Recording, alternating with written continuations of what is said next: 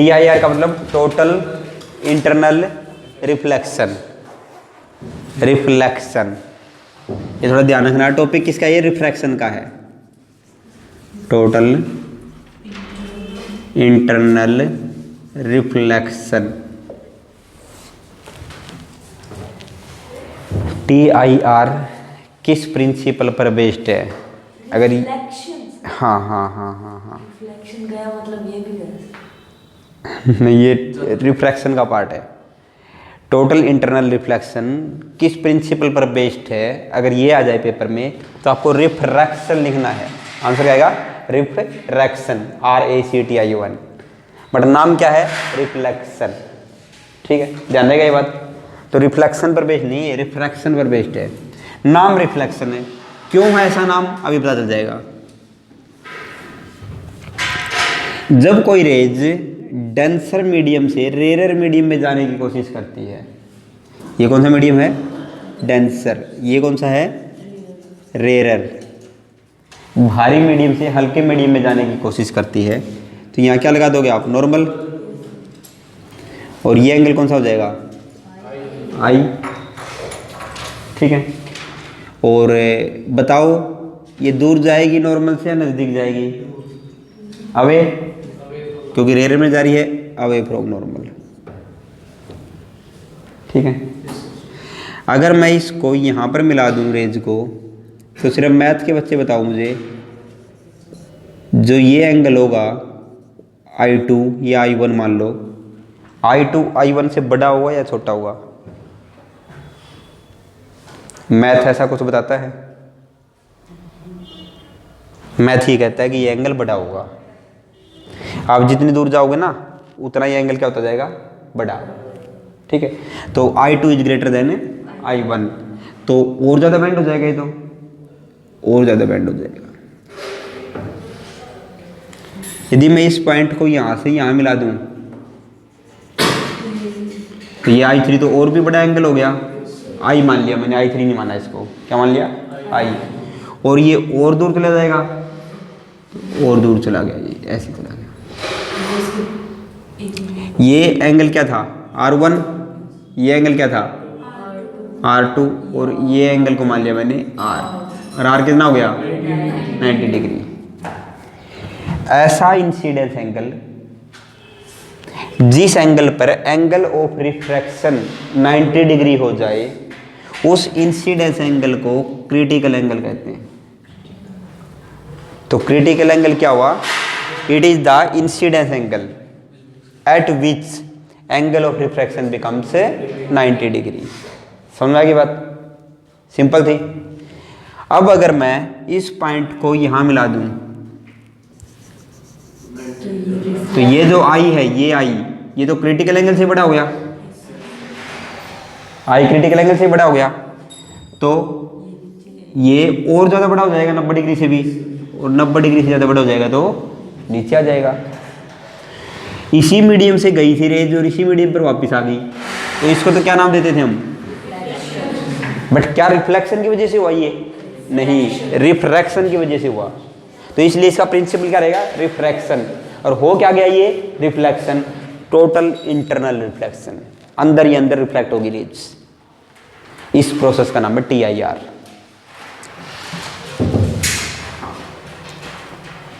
एक मिनट बाद में लिख लेना, पहले 2-4 बातें बता देता हूं मैं। पहले तो ये बताओ कंडीशन ऑफ TIR।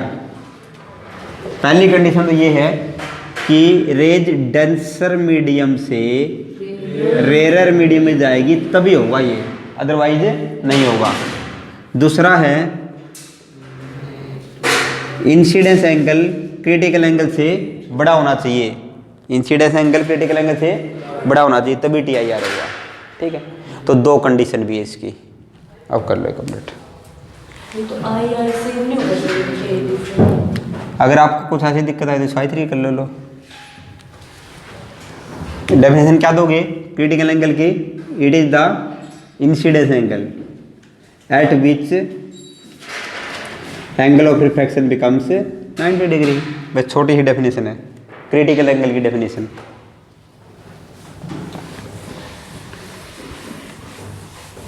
और टी आई आर की क्या दोगे? When a rays goes from denser medium to rare medium and its incidence angle becomes greater than critical angle, then it comes towards the same medium. This process is called TIR, total internal reflection. Condition 2 है इसकी, denser से rare जानी जरूरी है और critical incidence angle इसका critical angle से बड़ा होना चाहिए। एप्लीकेशन ऑफ TIR, ये भी इंपॉर्टेंट पार्ट है। इसका यूज कहाँ पर होता है?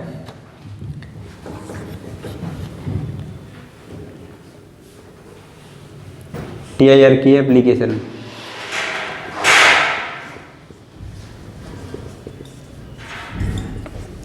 Brilliance of diamond. डायमंड भाई चमकता क्यों है? डायमंड को इस तरीके से कट किया जाता है कि रेज अंदर तो चली जाए किसी तरह, यहां भी टकरा गई कहीं कहीं, बट टकराने के बाद बाहर ना आए वो, उसका इंसिडेंस एंगल क्रिटिकल एंगल से बड़ा हो जाए। तो क्या होगी? वो डेंसर से रेयर में आने की कोशिश कर रही है, बट इंसिडेंस एंगल किससे ज़्यादा बड़ा हो गया? क्रिटिकल एंगल से। इस तरीके से कट कर रखा है इसको, तो वापस अंदर चली जाएगी ये। अब फिर बाहर जाने की कोशिश कर रही है, फिर इंसिडेंस एंगल क्रिटिकल एंगल से बड़ा। ऐसे ऐसे ऐसे ऐसे ऐसे लाइट अंदर ही भटकती रहेगी, एक बार चली गई तो चली गई। तो इसको कहेंगे हम कि अंदर लाइट है, अगर लाइट होगी तो फिर ये चमकेगा। तो ब्रिलियंस ऑफ डायमंड इसकी वजह से होती है, TIR की वजह से। दूसरी एप्लीकेशन मिराज।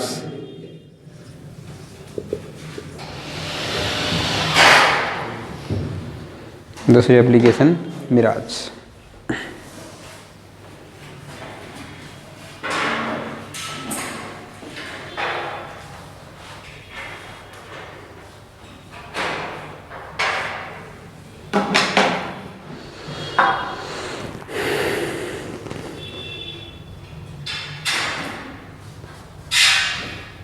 मिराज समझते हो?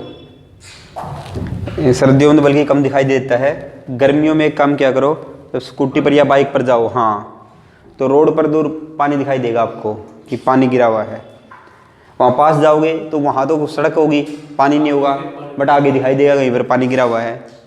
या ज़्यादा रेगिस्तान के एरिए में ऐसा होता है कि कई मृग होते हैं ना, मृग समझते हो? डियर, हिरण, वो भागती रहती है, कूदती रहती है कि वहाँ पानी है, वहाँ पानी है, पानी होता नहीं कहीं पर भी। मृग तृष्णा बोलते हैं इसको। तो कुछ हिंदी में ऐसा ही कुछ नाम है इसका, पता नहीं क्या नाम है। तो मिराज का मतलब है दैवीय कुछ ऐसी चीज़ जो ऐसे लगे कि हो यहाँ पानी है, लेकिन पानी होता नहीं है। तो वो किस वजह से दिखाई देता है? वो ऐसे दिखाई देता है, आँखों का धोखा। वो एक्चुअल में फिजिक्स है। ये क्या है? न्यूटन का ना, न्यूटन का नहीं है, ठीक है। सिंपल पेड़ है, ठीक है। यहाँ से एक रेज आएगी नीचे, बट अर्थ के पास अगर आप स्टडी करो तो डिफरेंट लेयर्स बन जाती है डिफरेंट टेम्परेचर्स की। गर्मियों में खास कर नीचे से भी हीट निकलती है, तो अलग अलग टेम्परेचर के अलग अलग लेयर बन जाती है। और टेम्परेचर की वजह से जो मीडियम है, कम ज़्यादा टेम्परेचर की वजह से डेंसर और रेयर बन जाते हैं। क्या बन जाते हैं? डेंसर और रेयर।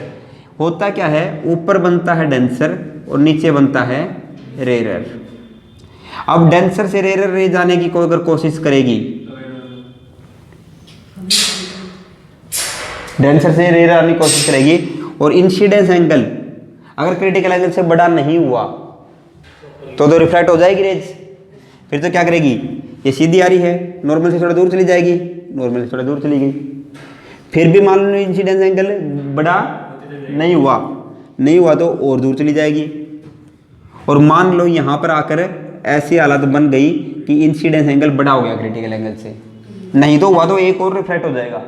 अगर हो गया तो फिर क्या होगा, ये वापिस इसी मीडियम पर आ जाएगी। TIR क्या कहता है, इसी मीडियम से गई वापिस से इसी मीडियम पे आ गई, तो यहाँ चली गई। यहाँ से आप आ ही रहे थे अपनी बाइक लिए, ठीक है। यहाँ से आपने देखा कि ये आ गए यहाँ पर, और यहाँ आपकी आंखों ने देखा कि ये रेज यहाँ से आ रही है। हमारी आंखें कभी भी ये फर्क नहीं देख पाती कि रेज पीछे से मुड़कर आई है। जो रेज हमारी आंखों पर आ गई, हम तो सोचते हैं कि वो सीधी आई है, और सीधी आई है तो जहाँ से वो रेज आई है वो वाला पार्ट यहाँ पर दिखाई देगा आपको। तो इसलिए आपको जो भी ये पेड़ था जिसका था वो नीचे दिखाई देगा। रेज कहाँ से आई, यहाँ से, बट आपको दिखाई कहाँ दी, यहाँ पर। ऐसे पूरा पेड़ से रेज यहाँ आएगी और यहाँ दिखाई देगी। एक्चुअल में हो क्या रहा है, वहाँ रोड के ऊपर आपको ऊपर जितनी भी चीज़ें हैं, चाहे आसमान हो चाहे पेड़ पौधे हो, उसकी जो इमेज है वो रोड पर दिखाई देती है। और इमेज कब दिखाई देती है, दो ही केसेज में, या तो पानी हो या कोई कांच या शीशा पड़ा हो। हमारी साइकोलॉजी ये कहते हैं कि शीशा तो नहीं हो सकता सड़क पे, तो क्या होगा, पानी होगा। इसलिए हमारा माइंड तैयार हो जाता है कि वहाँ पर पानी पड़ा हुआ है, ठीक है, एकदम देखते ही लगता है पानी। एक्चुअल में ऊपर की रोशनी दिखाई दे रही है, तो लाइट दिखाई दे रही है, या क्लाउड्स दिखाई दे रहे हैं, या आसमान की कुछ चीज़ें दिखाई दे रही है, या सामने से जो व्हीकल्स निकल रहे हैं उनकी इमेज दिखाई दे रही है, तो हम उसको पानी समझ लेते हैं। लेकिन जैसे ही पास जाते हैं, नज़दीक जाते हैं, तो यहाँ चले गए तो ये रेज तो आ नहीं रही हमारे पास, ये तो कहीं और को निकल गई। अब सीधा दिखेगा हमें यहाँ पर तो कुछ भी नहीं है, बट फिर ये पेड़, आगे वाला कोई पेड़ होगा, उसकी इमेज हमारे आंखों तक आ रही होगी, वहाँ दिख जाएगा। तो इसलिए मिराज होता है। मिराज मतलब ऐसा लगता है कि वहाँ कुछ है, बट होता कुछ भी नहीं है। किसकी वजह से दिखाई दिया, ये TIR की वजह से। तो TIR की दूसरी एप्लीकेशन है मिराज। पहली है ब्रिलियंस ऑफ डायमंड, दूसरी है मिराज। इनके नाम लिख लो, बाकी नोट्स में जो वो उससे पढ़ लो, या जो मैं बताया जा रहा है उसको अपनी लाइनों में लिखा जाए तो एक दो लाइनों को लिख दो। तीसरी एप्लीकेशन और पढ़ते हैं भाई। तीसरी एप्लीकेशन है प्रिज्म। हम प्रिज्म की हेल्प से रेज को बेंड कर सकते हैं, मोड़ सकते हैं। कैसे मोड़ सकते हैं, देखो, प्रिज्म,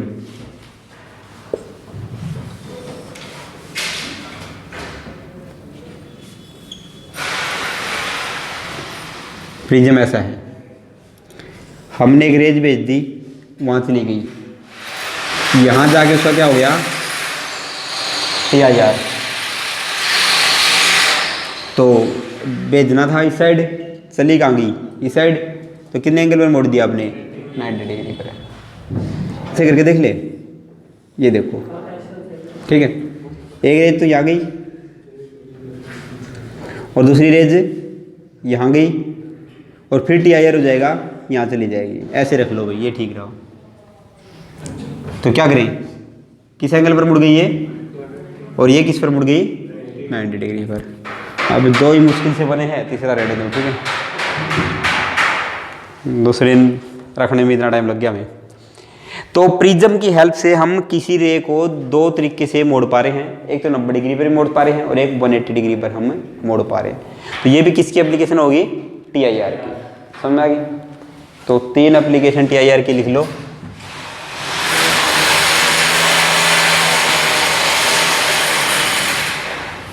एक चौथी एप्लीकेशन भी करते हैं, वो इतनी सारी लग रहे हैं तो एक और देख लेते हैं। नाम बाद में रखेंगे, पहले बना के देख लेते हैं।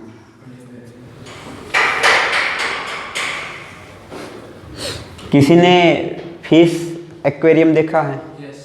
कहाँ पर देखा है? घर पे है। हाँ गुड, आज ध्यान से देखना उसको। उसमें कितनी फीसीज है वो गिनना, काउंट करना। सारी मर गई, एक दो छोड़ उसमें। कभी भी फिश एक्वेरियम में जाओ, हॉस्पिटल वगैरह में तो मिल ही जाते हैं हमें खासकर, तो उसमें काउंट करना कितनी मछलियाँ हैं। आप पहली बार जो काउंट करोगे, दूसरी बार जो काउंट करेंगे, अलग अलग मिलेगी। थोड़ा ऐसा ले लेना जो ढंग का हो 3 वाला मत लेना, ठीक है, जिसमें 7-8 मछलियाँ तो हो, ठीक है। 3 को तो तुम वैसे ही नज़र पड़ जाएगी 3 पे। तो मैं एक काम करना, जो 3 वाली है ना, उन तीनों पर नज़र बनाए रखना 5-7 मिनट के लिए, जब वो चल रही हो, एक जगह हो तब नहीं। तुम क्या देखोगे कि जब तुम काउंट करोगे ना, तुम अलग अलग काउंट करोगे, ये तीनों की तीनों ढूंढ लेगा, लेकिन इस वाली एक गायब हो जाएगी कभी कभी। और आप वाली आप कभी 6 काउंट करोगे, कभी 7 काउंट करोगे, और हो सकता 5 भी काउंट करो। एक दो मछली ऐसी है जो कभी बार आपको लगेगा कि गायब हो गई, या ये एक मछली के ऊपर ध्यान लगाए हुए और वो घूम रही है, एक टाइम ऐसा आएगा कि वो बिल्कुल गायब होती जाएगी आगे से, और वो पूरी गायब हो जाएगी, फिर आगे से मुंह निकलाएगा उसका। कभी ऐसा तुमने नोटिस नहीं किया? क्योंकि तुम्हें कभी ऐसी एक्सपेक्टेशन ही नहीं थी। आज करना तुम, होता क्या है उसमें देखना, वो मछली गायब क्यों हुई, या एक ही जगह पे है तो पूरे फिश एक्वेरियम में चारों तरफ घूम के देखना, एक पॉइंट ऐसा मिल जाएगा तुम्हें कि वो फिश आपको दिखाई नहीं देगी। यहां है मान लो एक फिश, आप यहां से उसको देख रहे हो, ये एंगल क्या बना आई, और ये यहां चली जाएगी। आप यहां से देखोगे तो मछली आपको कहाँ दिखाई देगी, यहाँ दिखाई देगी। अब आपने यहाँ गए और एंगल कितना बन गया, ये 90 डिग्री। आप यहाँ बिल्कुल शीशे के पास लग के देखोगे तब जाके वो मछली यहाँ दिखाई देगी आपको, थोड़ी सी, पूरी दिखाई नहीं देगी। और अगर आप उसको यहाँ से देखोगे तो ये इंसिडेंस एंगल क्या हो गया, बड़ा हो गया, और रेज कहाँ गई वापिस, TIR हो गया। हमने क्या पढ़ा है, अगर हमारे आंखों तक रेज नहीं आएगी तो हमें वो चीज़ भी दिखाई नहीं देगी। तो इस मछली से तो यहाँ आपकी आंखों तक रेज आ ही नहीं रही, आपकी आंखें यहाँ पर है, मछली यहाँ पर है, और ट्रांसपेरेंट चीज़ है, फिर भी आपको वो चीज़ दिखाई नहीं दे रही। ये गायब होगी, क्यों गायब होगी, TIR की वजह से। तो 3 मछलियाँ एक टाइम पर देखोगे, पता नहीं तुमने नोटिस नहीं किया, लेकिन आगे से नोटिस करके देखना, कई बार 2 दिखाई देगी, तीसरी दिखाई नहीं देगी। लेकिन थोड़ा है ऐसे ऐसे झुक के देखेंगे तो तीसरी दिख जाती है, हो सकता पहले गायब हो चुकी हो। तो इसलिए हमने कभी नोटिस नहीं किया, एक साथ तीनों कई बार नहीं दिखेगी, ठीक है। और तुम हॉस्पिटल में जाओ तो जब तक पर्ची कटवा के बैठते हो 1-1.5 घंटा लग जाता कई बार, आराम से इसके ऊपर रिसर्च करो, टाइम भी पास हो जाएगा और TIR भी समझ में आ जाएगा। तो ये भी किसकी एप्लीकेशन हुई, TIR की। TIR की वजह से ही नहीं दिखाया गया। इसका नाम तुम सोच के बता देना मुझे, क्या रखें एप्लीकेशन का।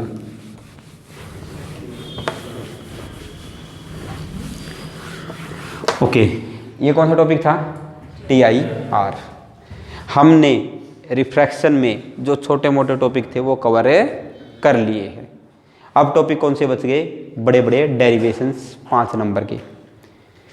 अगर रिफ्लेक्शन होता तो रिफ्लेक्शन में बहुत कुछ पढ़ चुके होते हम, और यहाँ फ़ायदा हो जाता क्या पता, बट रिफ्लेक्शन आप लोगों ने पढ़ा नहीं, तो इसलिए रिफ्रैक्शन में उन डेरिवेशंस के लिए रेडी हो जाओ। एक तरीका बताऊंगा मैं, अगर वो तरीका समझ लिया तो तीनों ईजी हो जाएंगे। तुम्हारे पास 3 डेरिवेशन है और 3 लेंथ्स के हैं, तो एक वाले में डेरिवेशन समझने की बजाय तरीका समझना कि मैं करवा कैसे रहा हूँ और आप क्या कर रहे हो एग्जैक्टली। दूसरा जब करूँगा मैं तो तुम्हें पहले से पता होगा कि सर क्या लिखने वाले हैं। ओके, क्या है समझो, देखो, refracting surfaces, refracting surfaces 5 number का क्वेश्चन आएगा।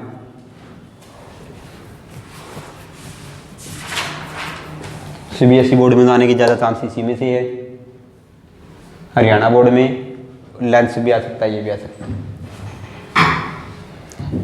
रिफ्रैक्टिंग सरफेस में एक ले लेते हैं concave surface, concave refracting surface. इस तरह का कोई सरफेस हो ना ऐसे, उसको क्या कहते हैं हम, कनकेव। और ये तो है डेंसर मीडियम, उस साइड वाला तो जहाँ डॉट लगा दी मैंने, ज़्यादा डॉट मत लगाना नहीं तो फिर डायग्राम नहीं बनाया जाएगा। और ये कौन सा मीडियम है, रेयर मीडियम। एक ये है प्रिंसिपल एक्सिस, क्या ये प्रिंसिपल एक्सिस, और यहाँ पर हमने ले लिया एक ऑब्जेक्ट। रिफ्रैक्टिंग सरफेस में ऑब्जेक्ट को हमेशा पॉइंट ऑब्जेक्ट लेकर चलना है। कौन सा ऑब्जेक्ट लेना है, ऐसे ऑब्जेक्ट को ऐसे मत बना देना कि ये AB ऑब्जेक्ट है, लेंस में बनाएंगे हम, बट रिफ्रैक्टिंग सरफेस में सिर्फ एक पॉइंट रखेंगे कि ये हमारी ऑब्जेक्ट है। वहां ऑब्जेक्ट से एक रेज लेके जाओ इस पॉइंट पर, इंसिडेंट रे है, कौन सी रे है? अब ये रेज जब डेंसर में जाएगी, μ1 से निकल के μ2 में जाएगी, तो टुवर्ड्स नॉर्मल जाएगी या अवे फ्रॉम नॉर्मल जाएगी? टुवर्ड्स नॉर्मल जाएगी। बट क्या आपको नॉर्मल दिखाई दे रहा कहीं पर? ये लेंस होता तो लेंस होता तो, लेकिन लेंस तो नहीं है। ये देख लिया करो, रिफ्रैक्टिंग सरफेस है ना, जैसे ये अगर इमेजिन करो तो ये ऐसे सर्कल होता, तो इसका सेंटर कहीं कहीं तो होता, और स्फीयर का सेंटर से कोई लाइन मिला दी जाए, मैं यहाँ से ले लेता हूँ, यहाँ स्फीयर के सेंटर से अगर कोई लाइन मिला दी जाए तो क्या वो नॉर्मल होगी? कैसे? रफ में कर लेना, रफ में ये है, अगर मैं सेंटर से कोई लाइन मिलाऊंगा तो एंगल कितना बनेगा? 90 डिग्री। कहीं पर भी मिला के देख लो आप, एंगल कितना बनेगा? यहाँ मिला के देख लो, एंगल कितना बनेगा? 90 डिग्री। तो नॉर्मल डालने का एक सीधा तरीका, सेंटर ऑफ कर्वेचर से उस पॉइंट को मिला दो स्केल से। वैसे तो नॉर्मल डालना बड़ा मुश्किल हो जाएगा, 90 डिग्री कैसे बनाते फिरोगे एग्जाम में? तो आपको क्या मानना है, कहीं सेंटर ऑफ कर्वेचर मान लिया करो और उसको सीधा स्केल रख के सीधा मिला दो, जो लाइन सीधी जाएगी वो नॉर्मल होगी। अब बताओ ये रेंज कहाँ जाएगी? Towards normal. तो टुवर्ड्स नॉर्मल तो सीधी जाने के बजाय थोड़ी ही ऐसे टेढ़ी हो जाएगी, यहाँ चली जाएगी। क्या ये रेंज कभी भी प्रिंसिपल एक्सिस से मिलेगी? नहीं मिलेगी। अगर प्रिंसिपल एक्सिस से मिल जाती तो वहां पर इमेज बनती रियल। कैसी इमेज बनती? Real image. अगर रियल में नहीं मिल रही तो अब भी इमेज तो बनेगी, बट कौन सी बनेगी? वर्चुअल। कौन सी बनेगी? ये रूल याद हो गया। अगर रियल में मिलेगी तो रियल इमेज, और जबरदस्ती पीछे मिलाएंगे हम तो कौन सी बनेगी? तो इसको तो पीछे मिलाया जा सकता है। अगर मैं स्केल से यहाँ कुछ ऐसा कर दूँ तो यहाँ बन सकती है बात, तो यहाँ भी इमेज बनेगी आई, बट वो रियल इमेज नहीं होगी। कैसी इमेज होगी? वर्चुअल इमेज होगी। तो याद रखो, कनकेव रिफ्रैक्टिंग सरफेस कैसी इमेज बनाता है?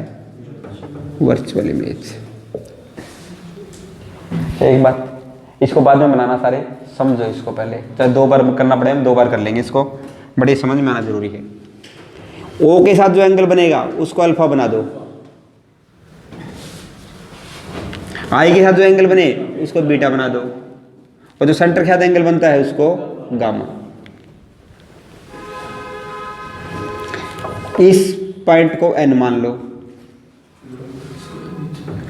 इसको पोल मान लो,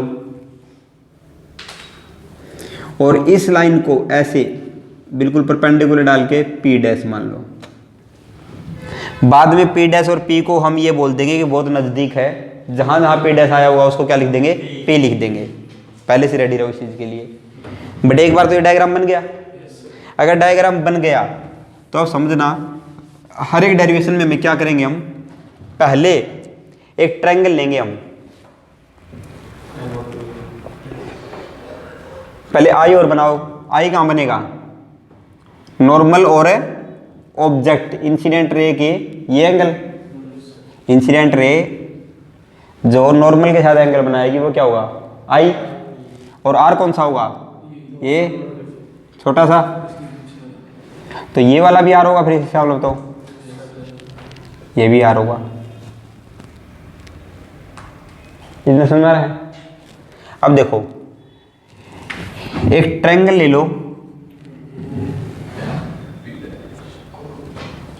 O N C, O N C, O N C. इस ट्रायंगल में 2 तो मिलेंगे आपको इंटरनल एंगल, और एक मिलेगा एक्सटर्नल एंगल।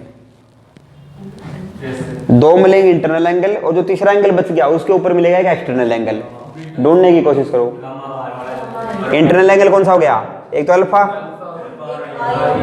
एक अल्फा हो गया, और एक आई हो गया। और एक्सटर्नल एंगल कौन सा दिखाई दे रहा है? सबको साफ साफ दिख रहा है, तो किसी को दिक्कत नहीं है। तो फिर तो गामा कर लेते हैं। इसमें आई निकाल लो, आई की जरूरत रहेगी हमें, गामा माइनस अल्फा। एक कम हो गया। दूसरा ले लो I N C, triangle I N C. यानी नोटिस करो, ट्रायंगल कौन कौन से लिए हमने? N C. ट्रायंगल कौन से लिए? एन सी मतलब नॉर्मल, यानी ट्रायंगल कौन सी ली, जो हमने सेंटर से मिलाया था वो वाली लाइन ली। तो एन सी एक बार ऑब्जेक्ट के साथ एक बार इमेज के साथ, एक बार ऑब्जेक्ट के साथ एक बार इमेज के साथ। बाई चांस एग्जाम में आप भूल जाते हो तो ट्रायंगल का नाम बेसिक भूल गए हो, ये ध्यान रहे कि जो नॉर्मल डाला था उसके साथ वाली ट्रायंगल लेनी है, एक बार ऑब्जेक्ट के साथ एक बार इमेज के साथ, तो फिर याद रह जाएगी। अब I N C beta plus r plus beta is equal to gamma N I C. तो यहाँ आर एंगल है, यहाँ बीटा एंगल है, किसके बराबर होगा, गामा। वैसे ये प्रॉपर्टी पता है क्या सभी को, बायो वाले बच्चों को पता है कि एक ट्रायंगल के दो इंटरनल एंगल का सम उसके अपोजिट एक्सटर्नल एंगल के बराबर होता है, पता है, गुड। तो यहाँ से आर निकाल लो भाई, क्या आ जाएगा, गामा माइनस बीटा। इसको 1 मान लो, इसको 2 मान लो, और स्नेल्स लॉ लगा दो। स्नेल्स लॉ क्या कहा था मैंने, एक फॉर्म बताई थी आपको, u1 sine i μ2 sine r. μ1 i is equal to μ2 r. क्यों, हाँ क्योंकि साइन थीटा थीटा के बराबर होता है इफ थीटा इज स्मॉल। अगर एंगल छोटे हैं तो आई और साइन आई बराबर होंगे, आर और साइन आर है, और टेंजेंट आई और आई भी बराबर होते हैं स्मॉल एंगल्स के लिए। तो ये रूल्स आपको पूरे रिफ्रैक्टिंग सरफेस में पता होना चाहिए कि छोटा अगर एंगल है तो theta is equal to sine theta और is equal to tangent theta भी, is equal to tangent theta भी। बट यहाँ तो हमें साइन की जरूरत थी बस, तो साइन आई की जगह क्या रख दिया, साइन आर की जगह क्या रख दिया, आर। आई और आर है पहले से आपके पास, पुट कर दो, μ1 gamma minus alpha, μ2 gamma minus beta. But अभी अभी आपने कहा कि जो एंगल है वो साइन के बराबर भी होगा और वो टेंजेंट के बराबर भी होगा। Sine theta is equal to theta और tangent theta is equal to भी थीटा। तो जहां जहां गामा है वहां टेंजेंट गामा कर दो। ये भी एंगल बहुत छोटे हैं, करो μ1 गामा की जगह tangent gamma minus tangent alpha सबके आगे is equal to μ2 10 gamma minus 10 beta. क्या कर दिया आपने, टेंजेंट लगा दिया। क्यों लगाया अभी समझ में आ जाएगा, क्योंकि गामा निकालना तो बड़ा मुश्किल था, एंगल तो निकालने नहीं आते हमें, बट टेंजेंट गामा निकालना किसकी हेल्प लेंगे, पंडित जी की। कौन से पंडित जी की, बद्री प्रसाद की। किसकी लेंगे, हमें बद्री प्रसाद की हेल्प लेंगे। और पंडित बद्री प्रसाद की खास बात यह है कि वो राइट एंगल ट्रायंगल पर ही लगता है।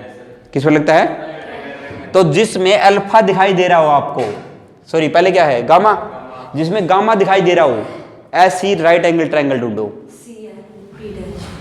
गामा तो इसमें दिख रहा है, तो एन पी डैश सी, क्योंकि 90 डिग्री डाला था हमने, एन पी डैश सी। बताओ टेंजेंट क्या कहता है, पी बाई बी। परपेंडिकुलर क्या है, N P dash, μ1 N P dash divide by base C P dash. Good,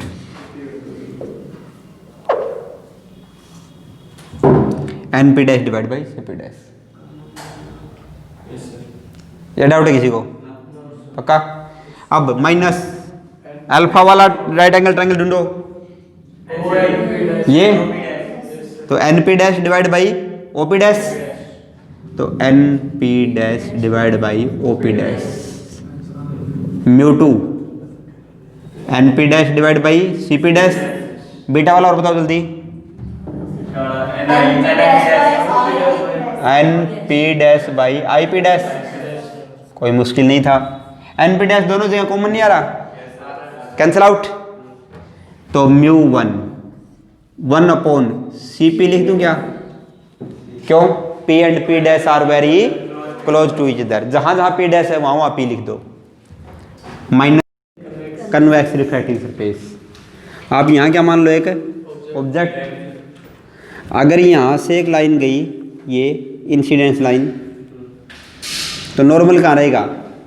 centre तो इस साइड आना ना कहीं न कहीं, तो इस साइड सेंटर मान लो यहाँ पर है, आपने सेंटर ऑफ कर्वेचर मान लिया। अगर मैं यहाँ से नॉर्मल ड्रॉ करूँ, ये नॉर्मल हो गया। अब ये रेज यहाँ जा रही थी, नॉर्मली साइड जाएगा, इसका सर्कली साइड बनेगा, सेंटर ऑफ कर्वेचर ये है, तो बताओ ये रेज कहाँ जाएगी? नॉर्मल से टुवार्ड्स या अवे? क्योंकि डेंसर में जा रही है तो टुवार्ड्स जाएगी। टुवार्ड्स जाएगी तो क्या होगा? यहाँ मिल जाएगी कहीं न कहीं, ऐसे जाने वाली थी ये, आप कह रहे हो टुवार्ड्स होगी नॉर्मल के, इस साइड होगी तो यहाँ मिल जाएगी। तो यहाँ क्या बनेगी? आई। बताओ इमेज रियल बनी या वर्चुअल? रियल इमेज बनी, क्योंकि रियल में मिल गई। सीधी जाने वाली थी जो, वो सीधी न जाके मुड़ गई तो रियल में मिल गई। अगर रियल में मिलेगी तो इमेज कैसी होगी? Real image. समझ लो एक बार, फिर बनाना डायग्राम। ओ के साथ एंगल कितना बनेगा? अल्फा। आई के साथ एंगल कितना बनेगा? और इसके साथ है गामा। ये पॉइंट पी रहेगा, ये पी डैश हो जाएगा, और आई कहाँ बनेगा? आई ये बनेगा ना, आई ये नॉर्मल और इंसिडेंस के बीच का एंगल। और आर कौन सा बनेगा? ये बनेगा आर, रिफ्रैक्टेड और नॉर्मल के बीच का एंगल। ये आई है, ये आर है। ट्रायंगल कौन सी लेनी सबसे पहले में? नॉर्मल वाली, एनसी, यही बताया सामने। एनसी एक बार ऑब्जेक्ट के साथ, एक बार इमेज के साथ, तो पहले ले ली मैंने एनसीओ। समझा की बात या नहीं आई? एनसीओ, एनसीओ में देखो क्या है, दो एंगल इंटरनल मिलेंगे, एक एक्सटर्नल मिलेगा। अल्फा और गामा इंटरनल है, और आई क्या है? एक्सटर्नल है। तो i is equal to alpha plus gamma. देखो यही बना क्या? यही बना। अब दूसरी ट्रायंगल कौन सी लेनी है? एन सी आई। इसमें इंटरनल एंगल कौन से है? एक्सटर्नल कौन सा है? तो gamma is equal to R plus beta, यही बनेगा। कोई डाउट? फिर क्या आ जाएगा? Snell's law. स्नेल्स लॉ क्या कहता है? साइन आई को आई रख दिया, साइन आर को आई की जगह क्या रख दें? और इसको क्या रख दें? सेम। आगे चले देखते हैं। Tangent gamma plus tangent alpha, ये ठीक है, ये प्लस, और ये ठीक है। एन पी डैश गया, पी सी प्लस। अब पी सी बताओ कितना है? पी सी आर है ना, बट प्लस का या माइनस का? प्लस का होगा। यू प्लस का होगा या माइनस का होगा? माइनस का होगा, हाँ। और ये भी प्लस का आ रहा गया, वी प्लस का होगा या माइनस का? प्लस का होगा। तो देखो 1 ओवर यू माइनस का, माइनस का, 1 ओवर आर प्लस का, 1 ओवर वी माइनस का, और 1 ओवर आर। तो क्यों ना मैं एक काम कर लूं, इसमें माइनस कॉमन ले लूं, इसमें माइनस कॉमन ले लूं। वैसे तो आपको जरूरत नहीं है उसमें तो करने की, बट यहाँ ठीक करने के लिए यहाँ माइनस कॉमन ले लिया मैंने, यहाँ माइनस कॉमन ले लिया, तो ये 1 ओवर यू माइनस का था, किसका हो गया? प्लस का। 1 ओवर आर प्लस का था, किसका हो गया? माइनस का। और ये 1 ओवर आर माइनस का हो जाएगा, और ये 1 ओवर ये प्लस का हो जाएगा। दोनों साइड माइनस ले लिया, आगे सेम शुरू हो गया, आंसर सेम आ जाएगा। आप जनरली करते हो तो आपको ये करने की जरूरत नहीं, आप सोल्व करते रहना, अपने आप वो आ जाएगा आंसर सेम। आंसर में कुछ चेंज आएगा ही नहीं। मैंने तो क्यों किया? क्योंकि मैं बराबर करना चाह रहा था इसको। आप बराबर ना करो, अपने आप आंसर ये आएगा, आंसर में कोई चेंज नहीं आएगा। समझ में आया? तो डेरिवेशन में हो सकता कहीं प्लस माइनस कहीं चेंजिंग हो जाए, बट लास्ट में जाके आंसर आपका ऑटोमेटिकली सेम हो जाएगा। तो आंसर यही आएगा। दूसरी बात सुनो एक बार काम की, आप ऐसा आंसर ला सकते थे you mu two minus mu one, easy था बेटा, इसको साइड ले जाते उसको साइड ले जाते, तो mu two minus mu one आपका आंसर आ सकता था। तो अगर यहाँ mu two minus mu one आएगा तो ध्यान रखना यहाँ भी mu two minus mu one आएगा, यहाँ mu one minus mu two आएगा तो यहाँ पर भी म्यू वन माइनस, दोनों आंसर सही है, गलत कौन सा ही नहीं है क्योंकि माइनस कॉमन ले लिया बस। समझ में आएगा नहीं आएगा? तो बस एग्जाम में ये ध्यान रखना कि एक side mu one minus mu two आया हुआ है तो दूसरी साइड भी mu one minus mu two है या नहीं है, और एक साइड अगर आपने mu one minus mu two करा है तो दूसरी साइड भी म्यू वन माइनस है। म्यू वन के नीचे हमेशा ऑब्जेक्ट रहता है और म्यू टू के नीचे हमेशा इमेज रहता है। ये तरीका बेटा पेपर में चेक करने आ गया, कुछ गलत तो नहीं कर दिया हमने, अगर बाई चांस कर भी दिया गलत तो क्या करना है, आंसर से लिखना। हाँ समझ गए, तो बीच वाला ढूंढने में इसको टाइम में लग जाएगा। तो ये आपका तरीका है, इसका मतलब ये नहीं कि मैं ये सिखा रहा हूँ आपको।